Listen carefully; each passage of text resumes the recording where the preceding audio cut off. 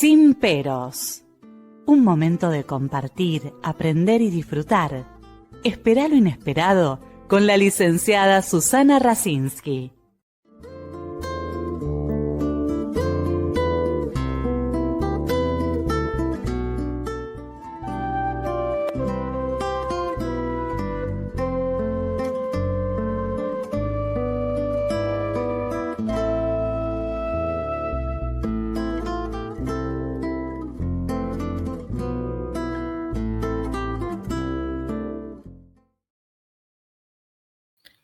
Muy buenas noches.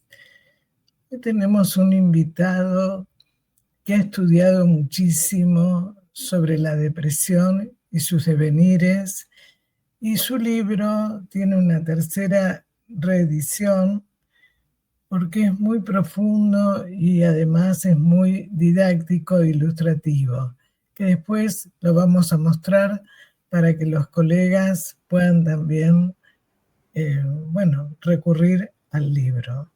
Bienvenido, Sergio Rostenberg. Susana, gracias por la invitación. Es un gusto participar en este programa y en esta importante tarea de difusión que haces de la salud mental y que llega a varios puntos del mundo. Yo me voy a referir a la depresión, las depresiones adolescentes y sus devenires, con un agregado que es Nadie se salva solo. Y es una parte de un quinto libro que ya va por se agotó la tercera edición y que incluye algunas de las cuestiones que vamos a ver acá. Voy a hacer hincapié en la macro, lo que pasa a nivel mundial, lo que pasa en la Argentina y lo que le pasa al sujeto cuando se deprime y los riesgos que se pueden correr y que algunas veces se pueden prevenir. Esa es la idea de mi disertación. Bueno, ¿qué sería para vos y por qué se produce la depresión? ¿Y cuál es el riesgo en la adolescencia, ¿no? Que ya venimos hablando en distintos programas, ¿no? Que es una etapa muy especial. Estas son imágenes del Eternauta, que realmente me parecieron una joya, porque hay una nieve tóxica que cae y mata a todos los que tienen contacto con ella, y hay que protegerse, hay que cubrirse. Y lo de Nadie se salva solo es porque solamente se pueden cubrir o se pueden salvar o proteger cuando se juntan, cuando hay una situación de socialización gregaria que permite la elaboración de situaciones complejas, situaciones traumáticas, situaciones estresantes, y por eso en las depresiones adolescentes los dispositivos y los encuadres, nadie se salva solo. Acá tenemos esta imagen cuando están arriba de la camioneta en el Eternauta, y también la nieve tóxica que caen sobre el mundo y que caen sobre los chicos son la toxinformación, la desentificación. Hoy vale más la palabra de un influencer que la de un sabio, la de una persona que vemos miles y millones de oyentes en influencers que no tienen ningún tipo de formación académica y venden humo.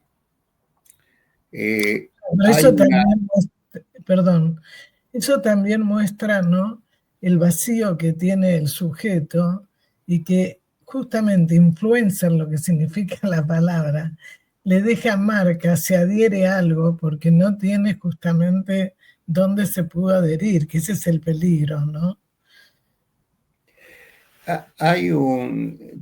Es importante esto por la relación que que tienen los chicos con la virtualidad. Y donde la virtualidad pasa a ser la realidad de ellos. Es decir, acá tenemos una autoestima like dependiente. Es más, es tanto importante la valoración de los padres, pero también la cantidad de likes que sacan en publicaciones. Alguien comentó que el gran logro de Facebook no fue Facebook propiamente dicho, sino el like. Y tuve tantos likes, tengo tantos amigos, tengo tantos, y es lo que hace una construcción virtual de la autoestima. También, además, ¿cómo se sienten cuando me bloquearon, me sacaron del grupo, ¿no? ¿Cómo es? Son situaciones complejas. Me bloquearon, me bullearon, me sacaron del grupo. Que evidentemente en estas interacciones de ser virtuales tienen como cierto componente de realidad concreta, y que evidentemente influye. También están los fanatismos que pululan. Nuestro país es un país de fanatismos prácticamente. Las ludopatías, las pornoadicciones, las apuestas online, que han personajes del deporte que tanto tendrían que ser como modelos de comportamiento y de llamémosle de virtud para los chicos, aparecen promocionando estas adicciones. Las guerras, las violencias, los discursos de odio y la lista sigue. Acá hay un estudio que hicieron unos polacos que comprobaron que personas que están expuestas a discursos de odio no suelen sentir empatía, pena o ningún tipo quedan como separados, disociados de la pena ajena. No les importa. Hay una escisión de los afectos. Yo el otro día en una entrevista en una radio hablando de lo que pasó el 7 de octubre, ¿no? Que acá en Buenos Aires, mientras que se recordaba lo que había pasado con los terroristas, salieron a manifestar el genocidio y el antisemitismo, ¿no? Este tema de desmentir la realidad y cómo de alguna manera el adolescente que se siente vacío, se siente confundido, se adhiere, ¿no es cierto?, a líderes, a imágenes que les resulta que les pueden dar una coherencia, una consistencia, una pertenencia, y donde de alguna manera el afecto está disociado, no pueden pensar, ¿no? Es la acción que los hace sentir como más vitales, ¿no? Sí, y aparte como formar parte de un grupo. Lo que vos decís es muy correcto, les da una pertenencia, salir a agitar banderas, y yo creo que es un tema como para dejarlo para otra ocasión, porque fue el primer pogromo o el primer ataque hacia la comunidad judía a nivel global que se realizó. Y da para otras derivaciones. Yo voy a seguir ahora con la pantalla. Acá hay un panorama complejo con los adolescentes. Acordémonos que el adolescente parece redundante, pero es un adolescente y aparte está deprimido. Y cuando estamos hablando de deprimido, no estamos hablando de las alteraciones o de las fluctuaciones anímicas que suelen tener los adolescentes o los bajones o los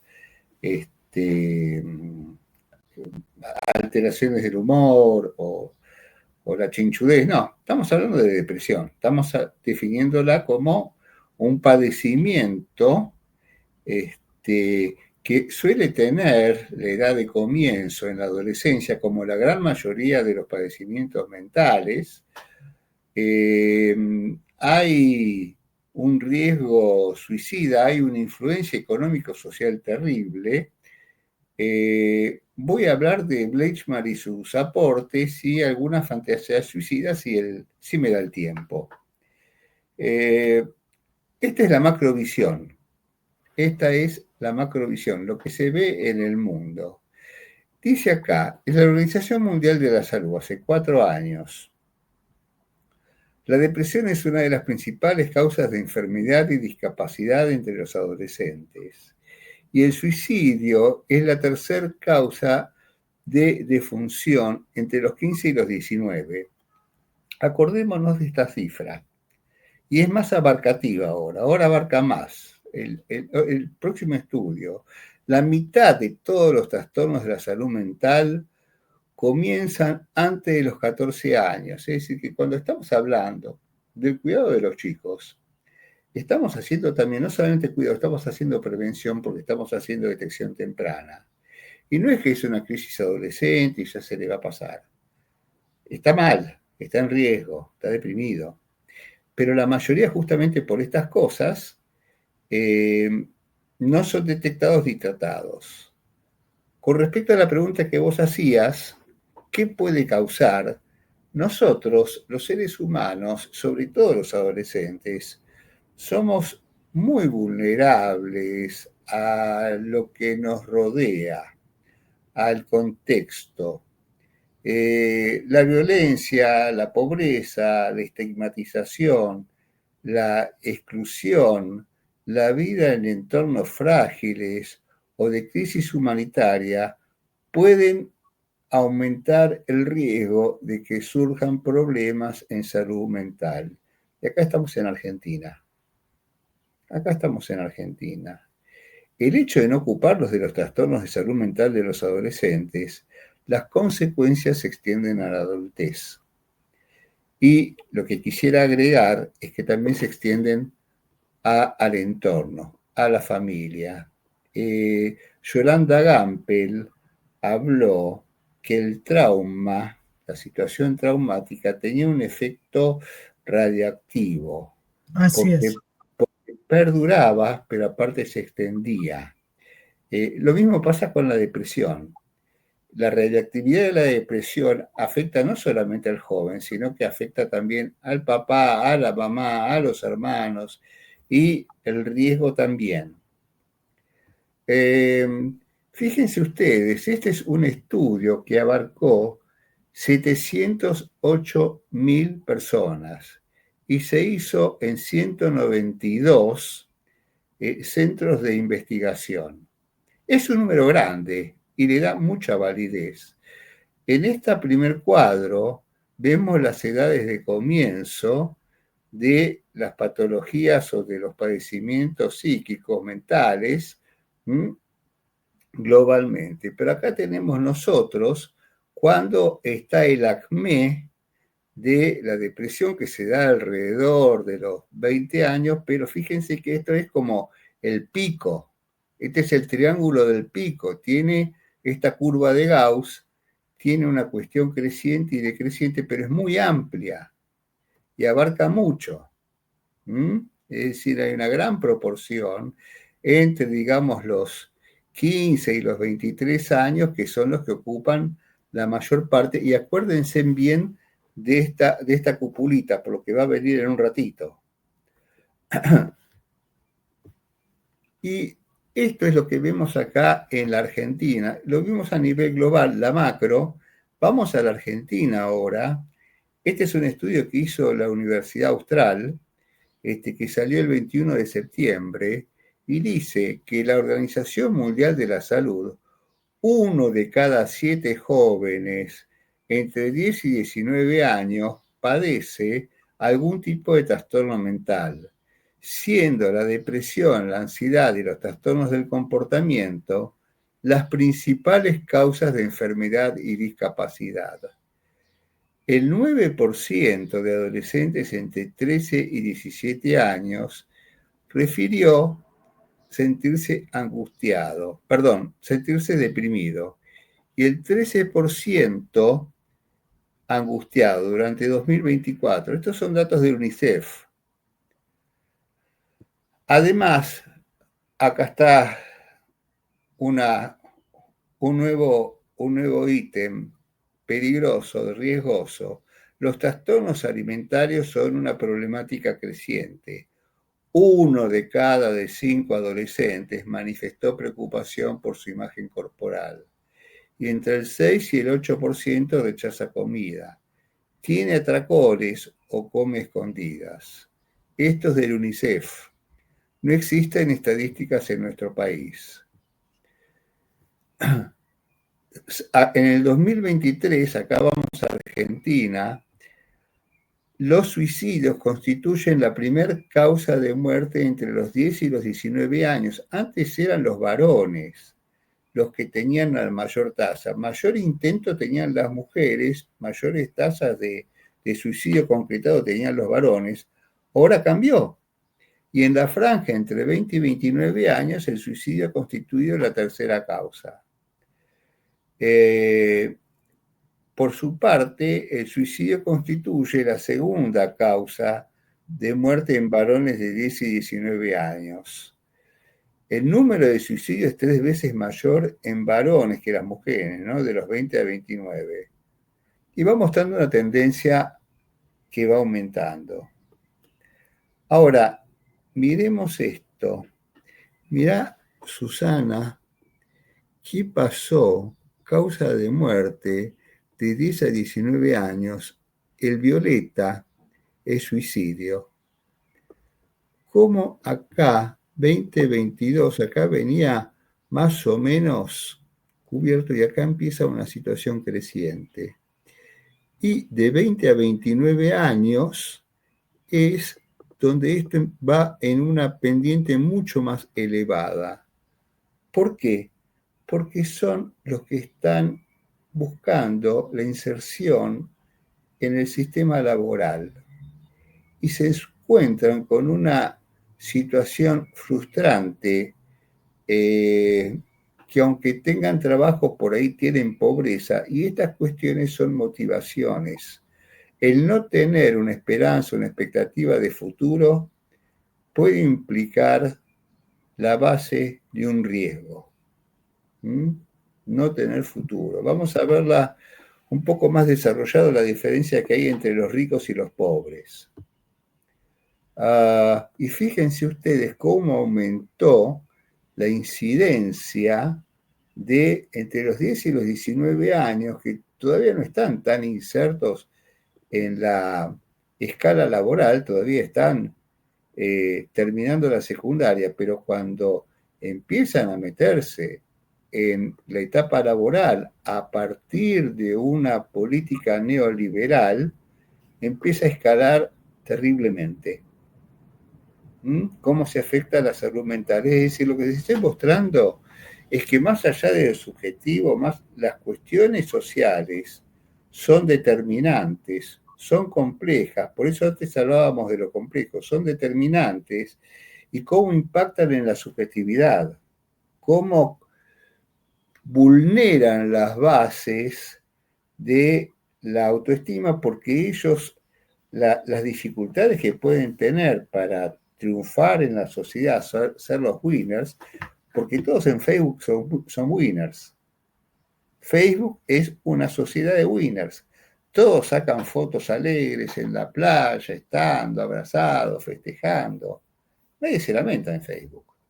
Si nosotros entramos a ver, festejando el título, nadie llora, nadie se lamenta por una pérdida. Entonces encontramos esas imágenes de contraste entre nuestros fracasos o nuestras debilidades frente a los otros, y nos sentimos mucho peor. Además, también eso se ve en el fracaso escolar en las universidades, en las escuelas, que los chicos no pueden pensar, no pueden razonar, no pueden comprender, y entonces empieza una carrera, otra y otra, y bueno, terminan sintiéndose que no sirven, que no pueden, ¿no? Y no hay tolerancia a la frustración tampoco. Es algo que ha trabajado bastante Woo-Chul Kian, el filósofo coreano, conjuntamente con Zygmunt Bauman, en un Sí, plano y en otro, la liquidez y la inmediatez.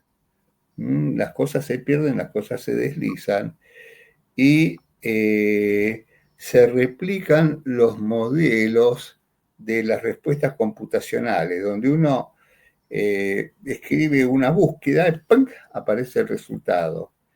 También se nos exige a nosotros responder de la misma manera. Y tenemos que poder desarrollar la posibilidad de pausar y pensar. Acá entra otra cosa más que también influye.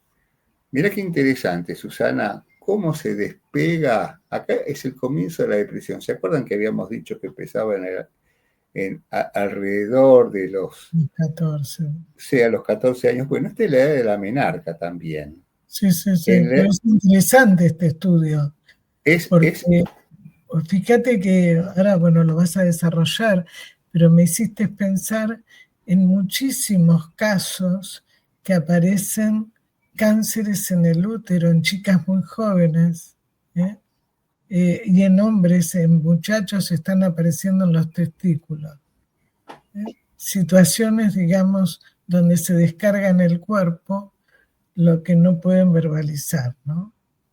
Con muchos problemas, ¿eh? Ajá. Lo que yo quería mostrarles acá es cómo la depresión ha sido cínica con la mujer. En la menarca duplica al varón. A lo largo de la edad fértil lo duplica y se incrementa todavía más en el puerperio. Y en la perimenopausia, que es otro momento de la vulnerabilidad, también se incrementa.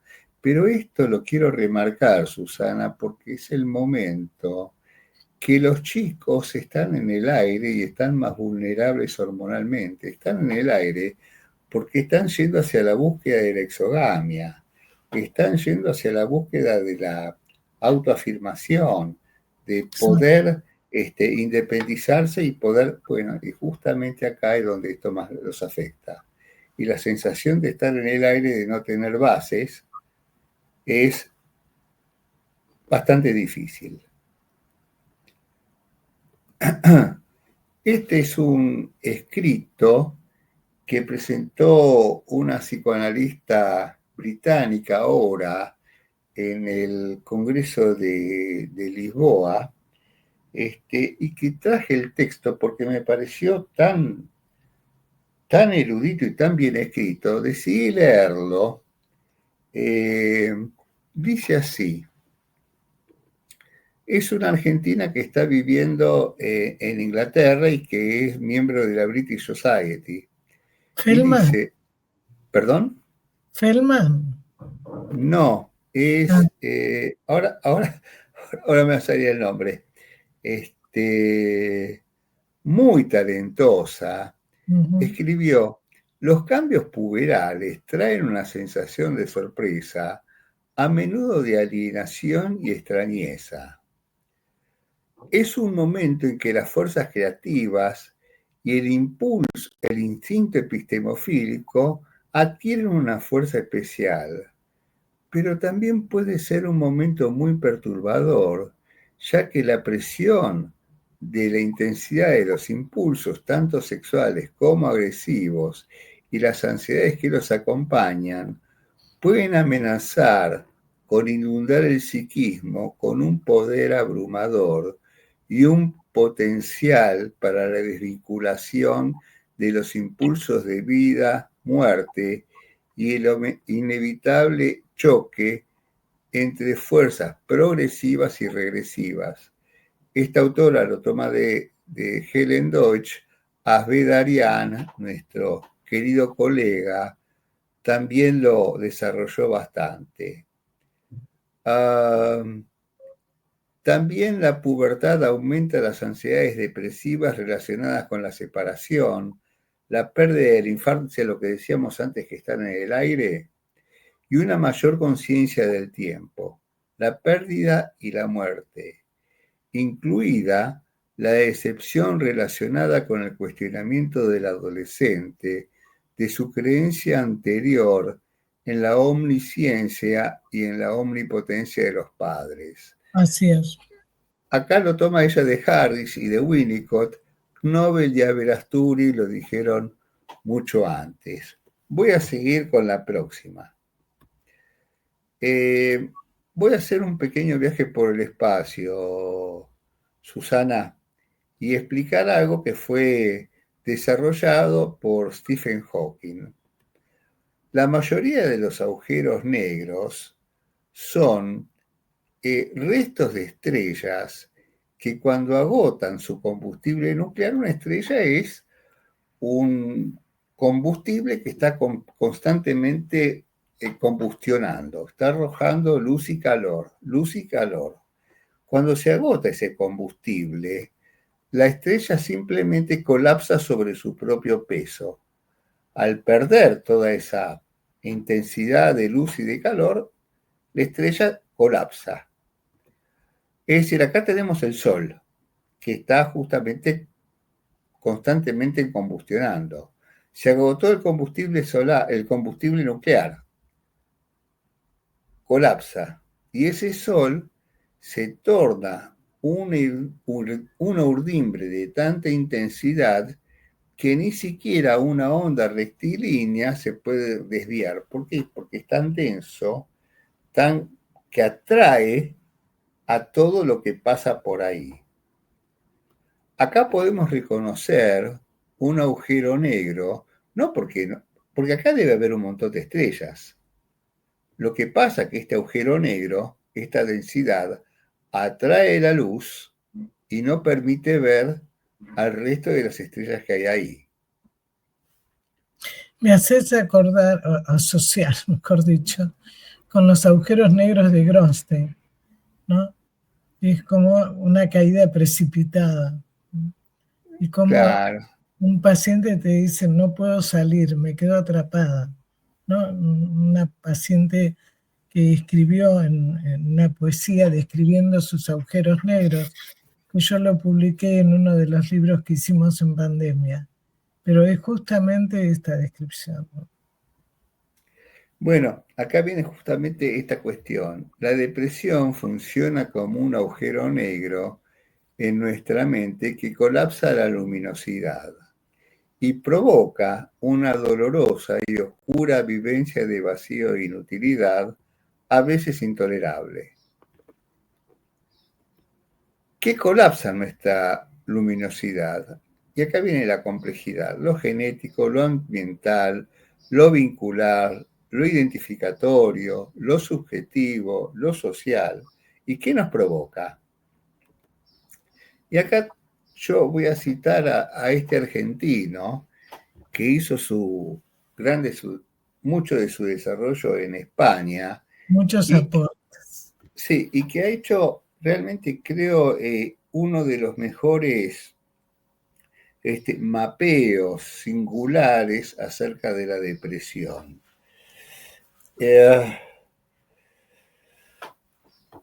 Yo empecé a las 9:22.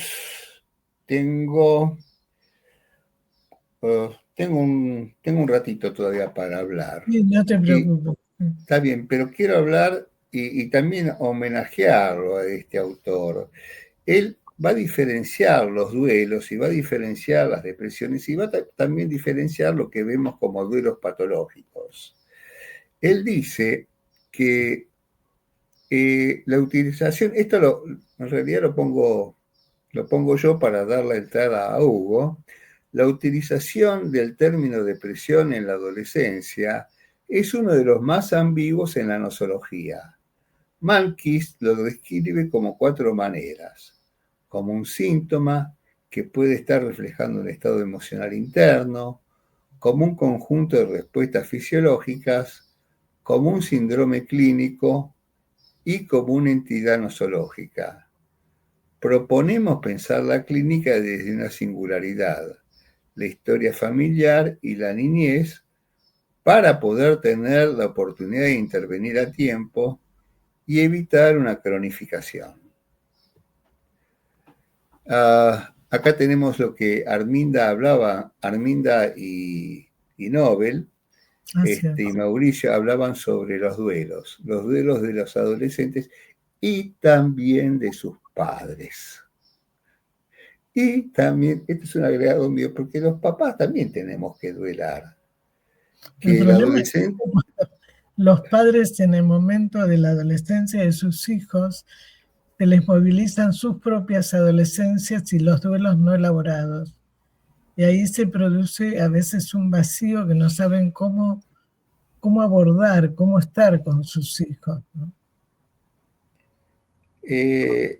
Es habitual porque es un modelo de reconformación vincular, que pueden salir de esta situación enriquecidos o pueden salir alterados.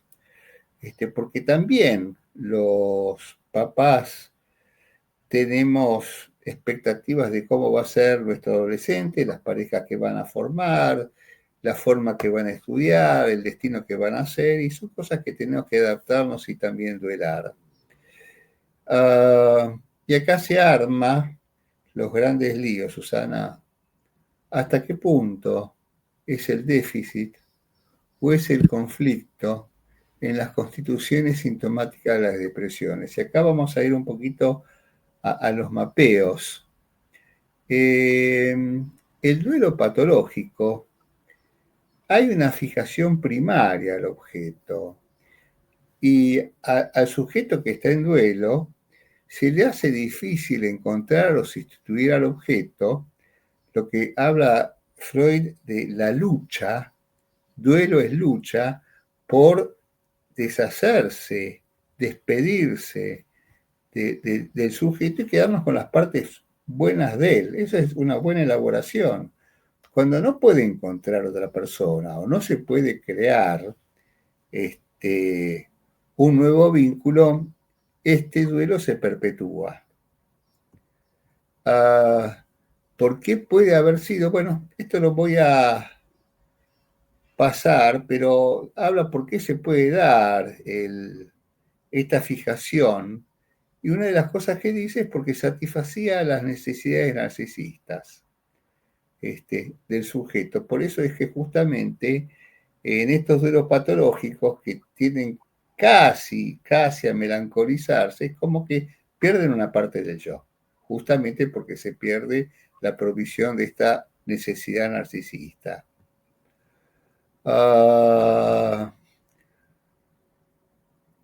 Otra de las cuestiones es que la culpa impide abandonar al objeto. Puede haber falta de recursos cognitivos o emocionales que impidan el reemplazo. La falta de confianza en que se pueda reparar la pérdida.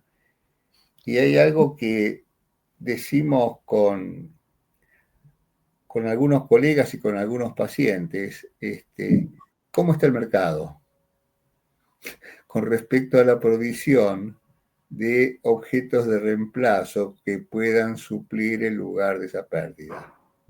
Claro, pero además también cómo a veces los padres no pueden separarse y el adolescente siente culpa al poder separarse, al no haber un tercero, ¿no? Hace poco, cuando yo estuve en Japón, cada 15 minutos hay un suicidio.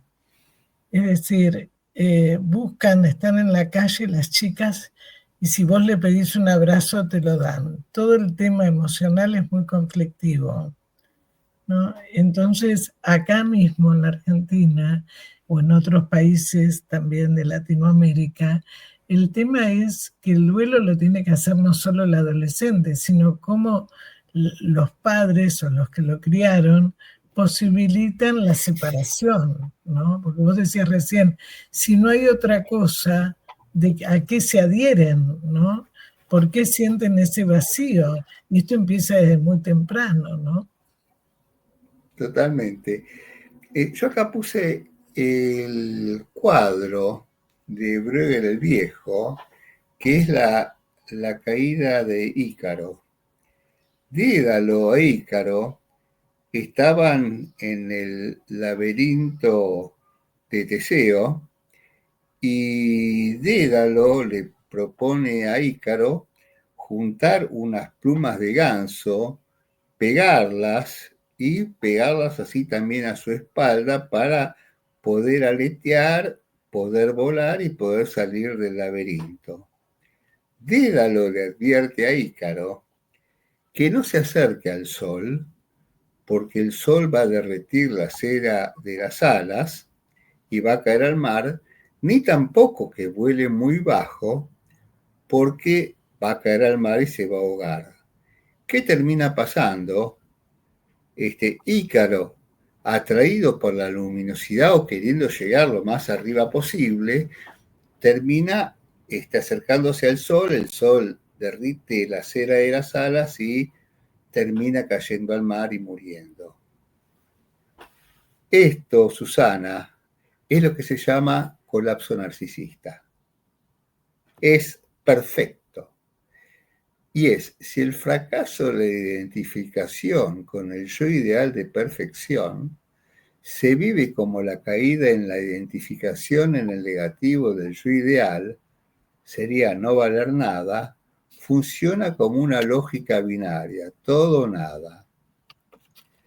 Este rasgo ideal había asumido la valoración total de la personalidad, eclipsando a los demás ideales posibles conformados. Es decir, Susana, o entras a Harvard, o entras a Harvard. O si no, no valés nada, no servís. Y es imposible por ahí. Es el ideal de perfección. O tenés que conseguirte una pareja determinada, es decir, si vos no tenés eso que vos pones como el ideal de perfección, caes. Y esta es la máxima, serás lo que debas ser o no serás nada, o tendrás lo que tengas que tener. Estoy viendo una persona que a los 20 años se propuso que a los 30 tenía que tener 10 millones de dólares. Cumplió los 30, terrible. Bueno, Terrible. hay un colega nuestro que es Omar Mosquera, que ha escrito varios libros sobre el superyo productivo y la cultura como síntoma, ¿no? Es decir, de cumplir lo que la cultura y la sociedad dicen, ¿no? Lo que vos dijiste recién, a los 30 años tengo que tener esto. No lo tengo, no existo, ¿no? O no merezco vivir.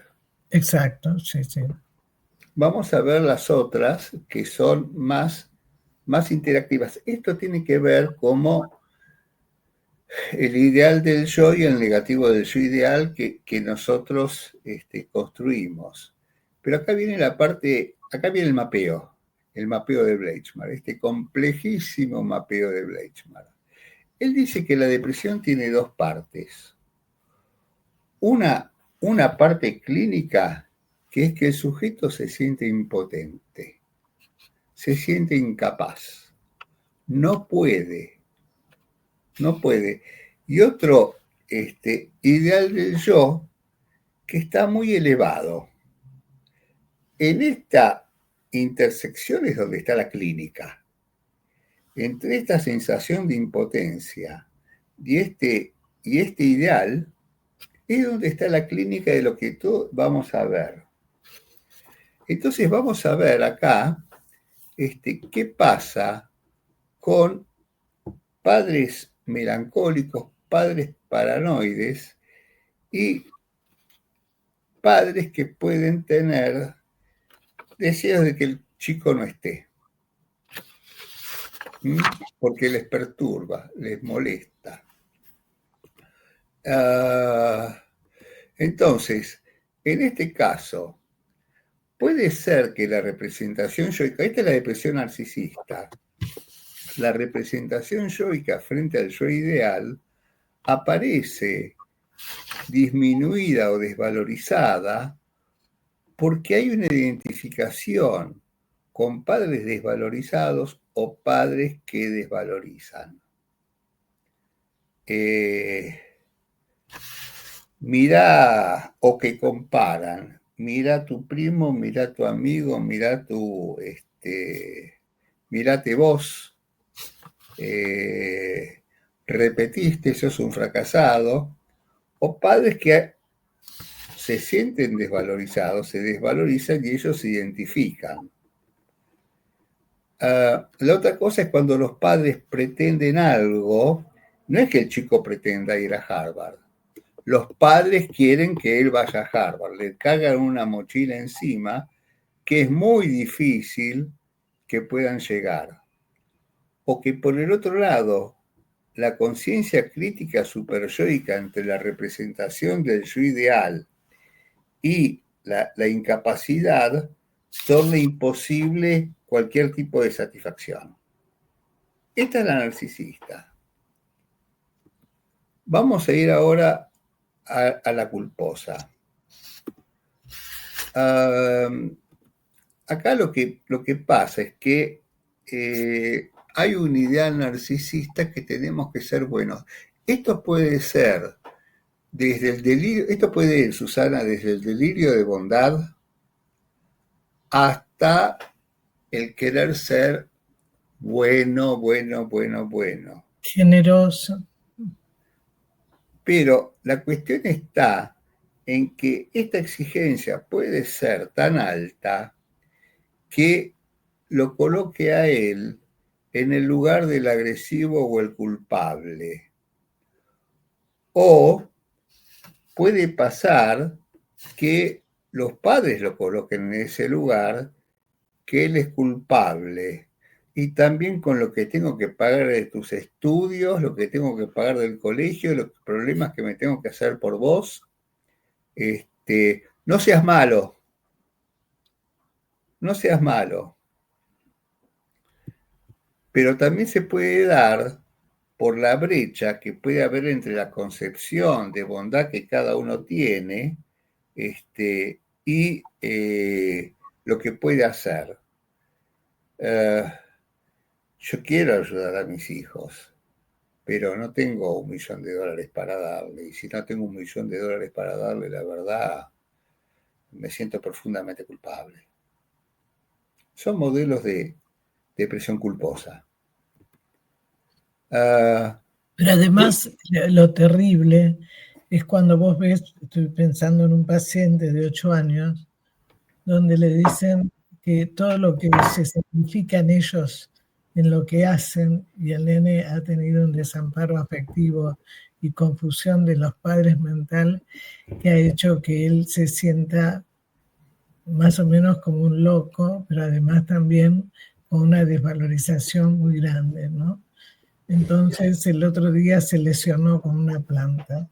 Aparte de destruir la planta, se lesionó él, ¿no? Por eso digo, todo esto que decís me parece muy importante, porque después vamos a ver cómo podemos tener en cuenta ciertas señales que nos dan los chicos, los adolescentes, ¿no? Y que a veces los padres lo omiten, lo desmienten. O lo empeoran. Uh-huh. Es decir, yo creo que lo que habla Bleichmar en este mapeo son dos niveles. Un nivel como que sería intrasujeto y otro y su subjetividad, y otro en la vincularidad. Y en la vincularidad con los objetos primarios, cómo ellos definen. Me parece muy importante porque a veces nosotros tomamos al paciente y no vemos cómo el paciente ha introyectado, ha puesto en sí esta concepción o estos conceptos que los padres ponen. Puede haber, acá otra de las cosas que es que pueden haber experiencias que hayan dejado trauma. Voy a citar dos. Esta es una hermosa frase de Fernando Pessoa del libro del desasosiego. ¿Quién soy al final cuando no juego? Un pobre huérfano abandonado en las calles de las sensaciones, tiritando de frío en las esquinas de la realidad, teniendo que dormir en las escaleras de la tristeza y comer el pan de la gracia de la fantasía. El lugar de desguarnecimiento o de orfandad que pueden vivir estos chicos frente a estas situaciones es terrible, porque están muy solos con sus exigencias, con las exigencias de los papás o con las exigencias de la sociedad, que tenemos que ser todos winners y actualizados. Y esto se llama, lo que habló también Yolanda, que las historias de abuso infantil, las historias de violencia, dejan, fíjate que el trabajo fue publicado, ahora cambió, esta revista cambió de nombre, y ya tiene más de 30 años, o 30 años, y hablaba que las mujeres abusadas en la infancia lo seguían experimentando como actual.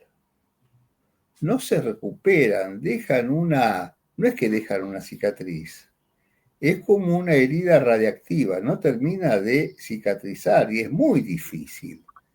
Y además después se ve en hombres también que siguen siendo abusados de otras maneras, ¿no? Por compañeros, por jefes en los trabajos, por abusos económicos, de distintas maneras, ¿no? Totalmente. Ahora, mirá este estudio que se hizo en Estados Unidos, Susana. Acá se detectó madres que estaban chicos, hijos de madres deprimidas, que no se trató a los chicos, se trató a las mamás de la depresión. ¿Está?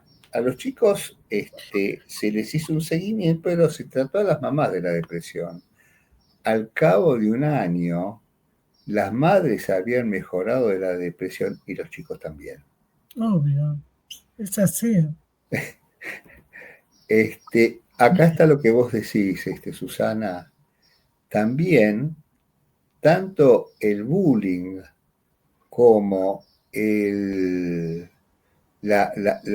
maltrato puede ser peor todavía que el abuso infantil. Yo creo que no, pero lo que quiero decir, lo que vos acabás de marcar del bullying, del maltrato, del abuso, también son cosas serias para tomar en cuenta en el desenlace de esto.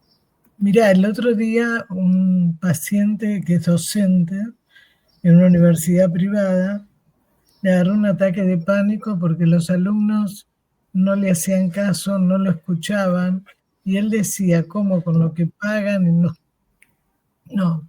Bueno, le agarró un ataque de pánico, yo hace muy poco, ¿no? 3 sesiones, ¿no? Nada.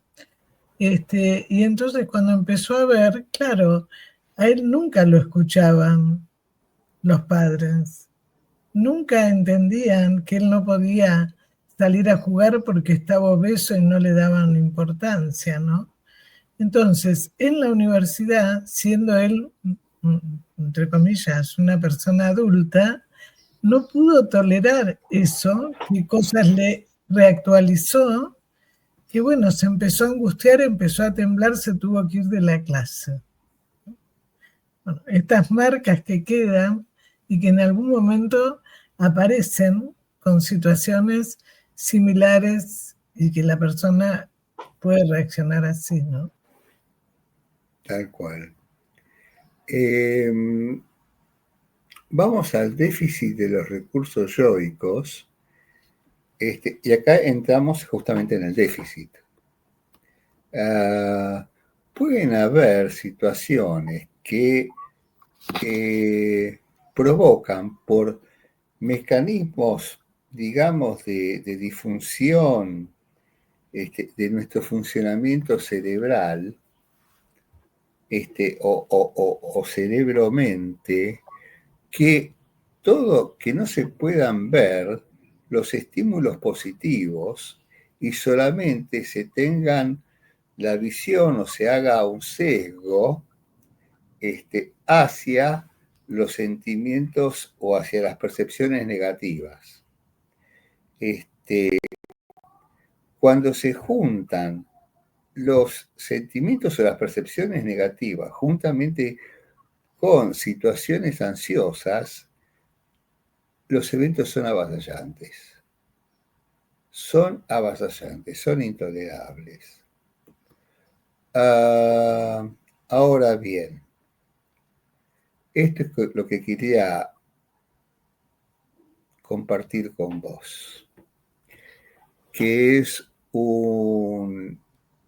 algo de lo que viene a sintetizar un poco este impacto a nivel de la subjetividad de las situaciones más coyunturales.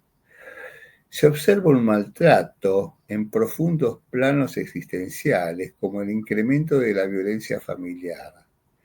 Se aceleran procesos de desidentificación con los otros semejantes y se licúan proyectos de futuro. Por eso es que yo antes te marcaba cómo había aumentado a partir de esta política neoliberal y de la ausencia del Estado, que tiene que tener una participación. La caída de ideales personales y sociales, la laxitud en los compromisos de los referentes, la pérdida de proyectos o la deshistorización de los mismos demandan repensar la problemática narcisista y el funcionamiento yoico vinculado a la sociedad, con la invalidación de una masa de potencialidades humanas con severas consecuencias sobre la capacidad de amar y trabajar. La cuestión está en que el problema es que si no hay laburo, la persona se siente como un fracasado. O si busca y no encuentra, se siente un fracasado. No es que sea fracasado, no hay, o no se consigue. Y ve por otros lados otros modelos donde sin trabajar la gente multiplica el modelo del trabajo, de la productividad, de estar inserto en el mecanismo de producción, es lo que altera severamente esta constitución de la subjetividad. Frente a esto, frente a tanta frustración, Susana, frente a tanta, la muerte empieza a ser percibida como un estado placentero, un estado de salida, incluso un nuevo comienzo. Y es por eso que frente a estas circunstancias mundiales hay un suicidio cada 4 segundos. Cada 4 a nivel mundial. 1, 2, 3, 4. Y cuando nos llaman de instituciones para ver cómo prevenir, yo digo, bueno, hay veces que estamos con un vaso de agua queriendo apagar el incendio en el bosque. Vamos a apagar lo que podamos. Justamente la Organización Mundial de la Salud hizo una campaña sobre prevención del suicidio, pero fíjate vos, ¿te acordás que antes habíamos visto esto? Sí, Este acné de la depresión. Bueno, ahora mirá lo que pasa. Este es el acné de la depresión y acá también está el acné del suicidio. En países, y esto es importante, en países en vías de desarrollo, países pobres. Los países que tienen países desarrollados, el punto más alto se da en la edad de la jubilación. Pero acá, alrededor de los 20, que es el acné de la depresión y también cuando empieza a entrar en el circuito laboral es cuando más alto se da. ¿Cómo se juntan la sociedad con la subjetividad y con la vulnerabilidad?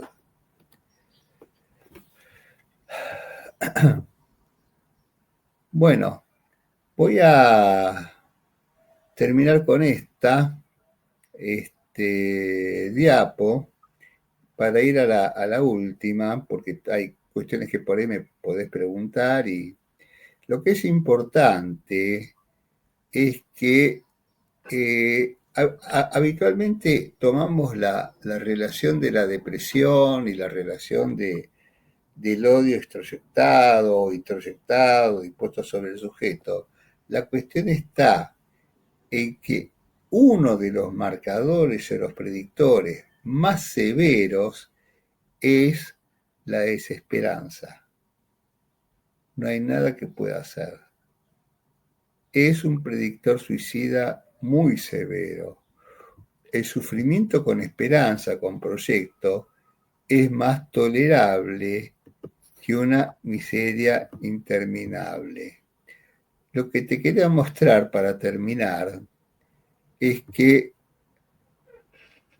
esta es una diapo hermosa que muestra cómo todo lo que tenga que ver con activación y con psicoterapia y con estudio y con ejercicio y con todo lo que movilice, provoca maduración neuronal. Es decir, nuestras palabras provocan cambios En el cerebro. En el cerebro, sí. Y fíjate, esto, perdona, voy a retroceder un par, pero esto es hecho en un laboratorio de neurofisiología, esto no está hecho por psicoanalistas. Y para terminar esta frase que me encanta, y una vez que la tormenta termine, no recordarás cómo lo lograste, cómo sobreviviste. Ni siquiera estarás seguro si la tormenta ha terminado realmente. Pero una cosa sí es segura. Cuando salgas de esa tormenta, no serás la misma persona que entró en ella. De eso se trata esta tormenta. Haruki Murakami. Y muchas gracias. Me encanta cómo terminaste, pero creo que es importante para la audiencia, como vos dijiste, nos ven de otros países y hay gente que no es psicóloga y que muchas veces nos preguntan, frente a esa desesperanza, ¿cómo podemos hacer? Frente a que no puedo a lo mejor tratarme, ¿cómo poder detectar, como me pasó la semana pasada, con una consulta y veo 2 marcas en el cuello, ¿no? Es decir, estas autolesiones que vos lo describís muy bien en uno de los libros, si lo podés pasar, Adrián, que ya está agotada la 3ª edición, donde Sergio trabaja mucho todo este tema, pero cómo, por ejemplo, las lesiones y las autolesiones se hacen como para controlar y regular el afecto y sentir el cuerpo, ¿no? ¿Cuál sería el mensaje, como para terminar el programa, para que tanto los colegas que a veces tratan el tema, pero a veces como muy teóricamente, y por ahí cuando nos llegan al consultorio, el trabajo también interdisciplinario, a veces junto con la familia, junto con otras profesiones, ¿no? O sea, trabajar con lo que el paciente nos puede traer y no, como vos dijiste, esto no lo hacemos, no se salva solo, nosotros tampoco, ¿no? Entonces, bueno, te dejo cerrar el programa y te agradezco muchísimo, Sergio. Un gusto, Susana. Susana, los cortes también son formas de castigo por la vivencia de fracaso. Por eso es que tenés cortes de todo tipo y a veces son descargas, a veces son rituales. Los cortes son plurisemáticos, tienen muchos significados. Los cortes profundos son situaciones de castigo, son laceraciones. En lugar de agarrar el látigo y pegarse, se cortan. Ese es un tema. Lo que yo quisiera decir es que no tengan miedo, a todos los que me puedan escuchar, No tengan miedo de preguntar. ¿Tenés pensamientos negros? ¿Pensás en la muerte? Uno no le mete la idea en la cabeza, al contrario, están deseando poder hablar de ello y encontrarse con un interlocutor, el amigo, el papá, el maestro, el médico, el pediatra, el lo que sea, que pueda preguntar y que pueda hablar, que se pueda exteriorizar, que se pueda sacar, que se pueda poner en juego esa dramática y poder jamás decir, no te hagas problema, eso no es nada, tiene su seriedad, y escuchar con atención y con solidaridad. Como decía antes, los discursos de odio, los fanatismos, nos quitan la posibilidad de la solidaridad y de la empatía. Y creo que tenemos que ir recobrándola. Así es. Y cuando vos decís, se te ocurrió muchas veces desaparecer, matarte, y empieza a hablar y puedes sentir que por primera vez tener una experiencia de una escucha distinta y no tener miedo. Y ahí empieza, ¿no es cierto?, a poder armar una historia distinta. Tal y cual. Creo que ese es el trabajo nuestro. Muchísimas gracias, Sergio. Por favor. Un abrazo y ponemos el libro, que bueno, supongo que volverás a reeditarlo para poder tenerlo. Adrián, poner el libro y bueno, un abrazo, invitado por supuesto para estar con nosotros el año próximo. Muchísimas gracias, Susana. Un abrazo, muchas gracias. Con gusto. Gracias. Hasta luego.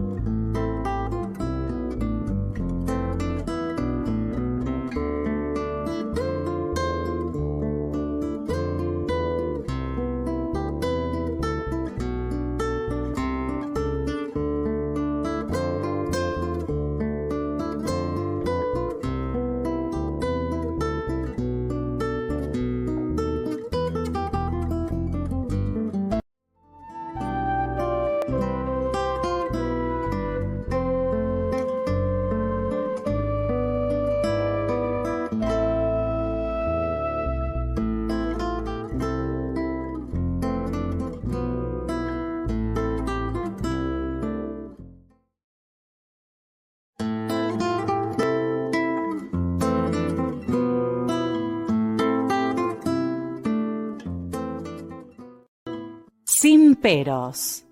Un momento de compartir, aprender y disfrutar.